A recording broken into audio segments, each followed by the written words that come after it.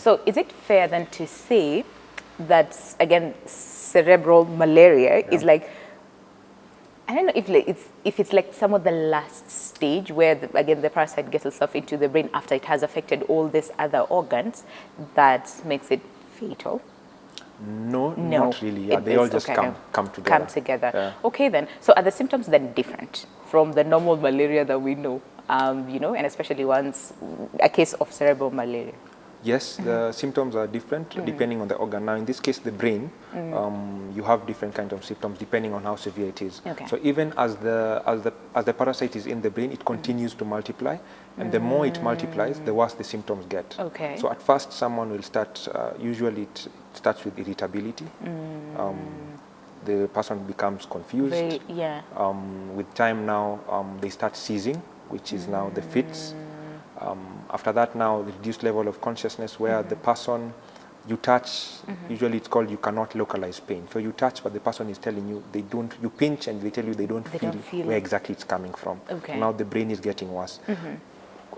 Lastly, they fall into a coma. So it's just like the brain is shutting down in terms of we're undergoing too much damage. Let's try shut down, see if we can repair. But at the same time, the disease is still ongoing. Yeah. So with that now, it leads to death. Oh, wow. Okay. And because now the brain is affected, the spleen, like you said, is affected, the liver, the kidneys as well. Oh, well, because I think a lot of times we don't think about it that way. We just think, people usually say malaria kichwa, you know, then they term this person as mwenda wazimu, but really what you're saying is, you know, you become confused, you become irritable and all those things. Yeah. That is, okay, that seems dangerous because I'm trying to imagine like all parts of your body are affected, but we don't see a lot of cases of cerebral malaria, do we? Depends on certain age groups. So there's some people who are more predisposed to it, which basically it's because of the immunity. Okay, so some of these people are children, mostly under 5, whose immunity have not really developed. Pregnant women whose immunity is catering for 2 people. Yeah. So it's kind of reduced. Sorry, so that's mostly in sub-Saharan Africa, children and pregnant women. And then we have the people who are living with other immune suppressing conditions such as HIV. And then lastly, we have the people who have traveled from other areas such as Europe, Americas, who don't have malaria in their countries. Now they come, so the immunity I talked about earlier is not present in them, so it really kind of ravages their system. So those are the people who are more predisposed to developing cerebral malaria. Okay, then, so in terms of children, right? Because like we said, this, again, cerebral malaria affects children mostly, and especially in the sub-Saharan Africa. So is it, because like you said, again, the aspect of immunity for the children and pregnant women, of course, it's for the children is lower, still developing, and for the pregnant women, again, it's still developing.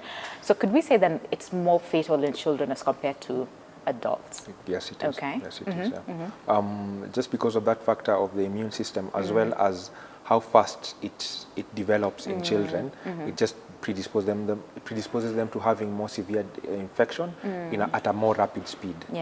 So kids usually, with any other disease, they usually go down really fast as opposed to adults. But at the same time, kids pick up fast as well. Okay. So as soon as you start treatment, there's positive results. Okay. All right. So in terms of, because again, most of the time, here's what we do, and we'll talk about an aspect of resistance in just a moment.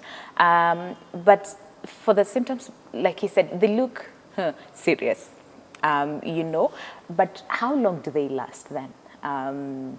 Because sometimes we tend to self-medicate, which is really bad. We'll talk about it in just a moment, where you find a mom, oh, sikulikuwa na mtu alikuwa na malaria. We take the one we used to have, break it into like quarters, and then give it to the baby. But before we talk about that, how long then do the symptoms last? For malaria or for cerebral malaria? Both. Both, okay. Malaria, they last until you get treatment, and they keep on getting worse. But once you start treatment, a day or 2, you're feeling better. In terms of cerebral malaria, the same. Problem with cerebral malaria usually is that there are some symptoms that now, depending on at what stage treatment was started, persist. okay? And this also is the challenge. Yeah. So there's some people who don't have access, or they report to hospital late, and now this kind of, by the time they're starting treatment, in as much as they're treated, there are some residual effects. Yeah. As I said, the brain is an organ that needs a lot of oxygen, Sure. and when it goes without this oxygen for a long time, there are some consequences. Yeah. Some of them are reversible, some of them are not. And not.